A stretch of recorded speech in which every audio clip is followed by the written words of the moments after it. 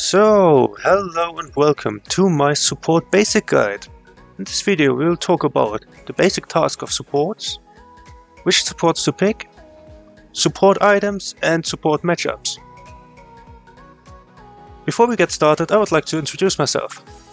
My name is Geo. I'm a Diamond 5 support main that started playing in Season 1. I would like to show you tips and tricks I learned in the past 7 seasons of League of Legends. So let's get started.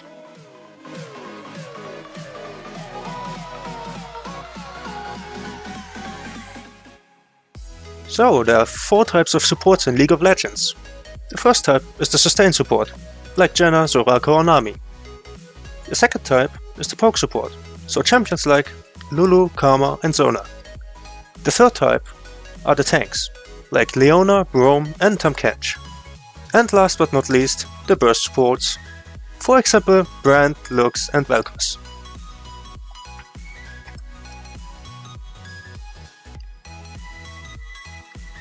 Each of the types have a weakness, but also a type they are strong against. A bit like in Pokemon, but instead of water being effective to fire, sustain champs are effective to poke champs are effective to tanks are effective to burst, and to close the circle, burst effective to sustain. That means for each pick there's a logical response.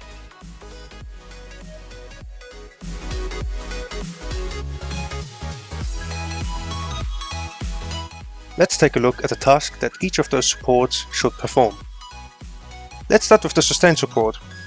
The main task of those supports is to keep someone, if not the whole team, alive and healthy.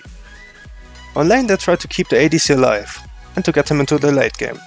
When in the late game, the sustain support tries to peel a carry, no matter if it's the ADC or someone else. The poke support, on the other hand, tries to constantly harass the enemies with auto attacks or abilities. The main objective on lane is to keep the enemies slow and try to win the lane by constantly harassing the opponent. They generally drop in late game because they lack scaling and items, but can still become a threat to the enemy carries. Now let's take a look at the tank supports. The main goal of a tank support is initiating fights and CC lock enemies. In the laning phase they will try to force fights and blow enemy summoners with the high base damage and tons of CC.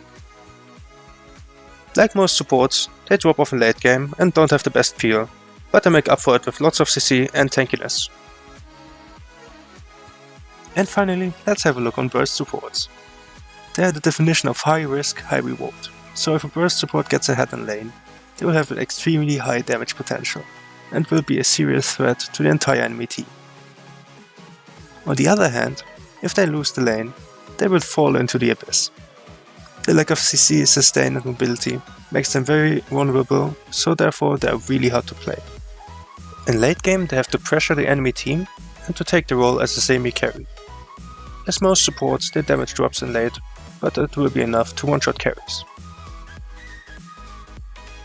A task all of the supports have in common is creating vision for your team while denying vision for the enemies.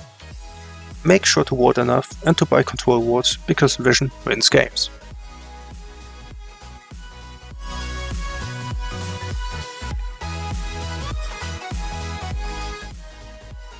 So, last but not least, I would like to talk about support items.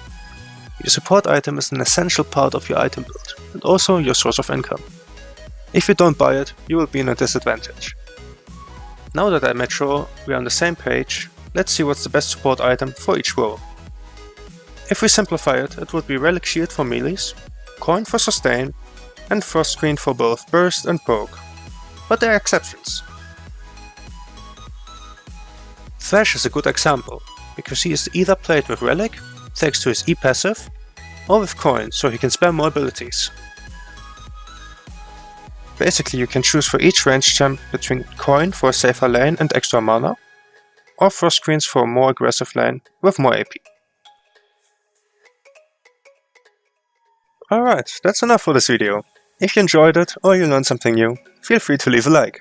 Also, if you got any tips for my videos or questions about League of Legends, just leave them in the comment section below. I will definitely read them. Now get out there and grab some LP. I will see you on the Rift.